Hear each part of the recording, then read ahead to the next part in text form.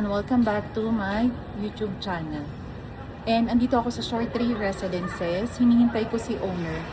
And may signing of contract kami for home appliances furnishing. So ano nga ba ang mga kailangan kapag once na nag-avail kayo sa amin?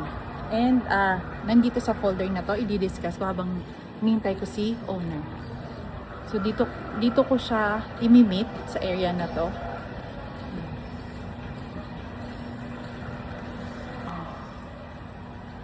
So kung may tanong kayo kung saan nyo makikita yung flyers namin, nasa Short Tree Admin, kaganito siya.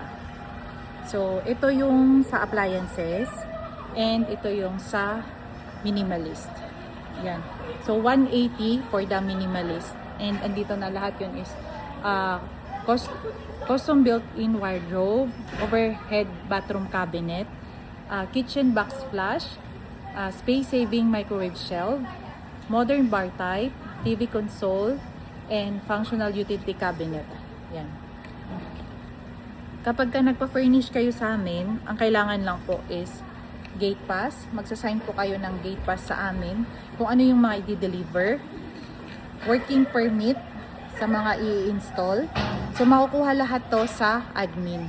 So if ever na mag-meet po tayo and busy kayo, ang gagawin is magsasign na lang kayo and kami na yung magpapasa sa admin. And nagbigay na rin ako ng sample dito na SPA. So ito yung kapag gusto na nilang iparent sa amin, ito lang yung sasaynan, SPA. And turnover ng susi sa amin, ito. So ito turnover yung susi, papalitan namin ng smart lock. Kung may mga concern sa unit, lalagay din namin dito. And ito yung service agreement namin ni owner. And possible din daw na ipa-Airbnb nila. So nagbigay na rin ako ng Airbnb management agreement. So kung ano yung sakop ng sa Airbnb namin. And kung if ever hindi pa ako nakapagpa-print pala kung ano yung mga parang standard namin kapag kami yung nag-handle. Mga standard na mga kailangan sa unit.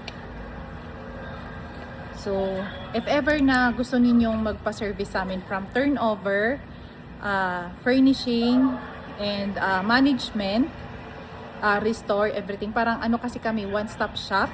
So, if ever ano kayo OFW, ayaw na ninyong umuwi, and kami na ho yung mag-aasikaso, lahat.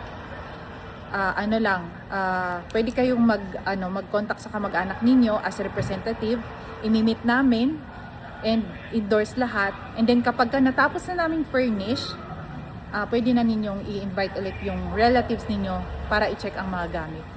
Mostly may question po sa akin, lagi po nilang tinatanong kung brand new po ba yung gamit.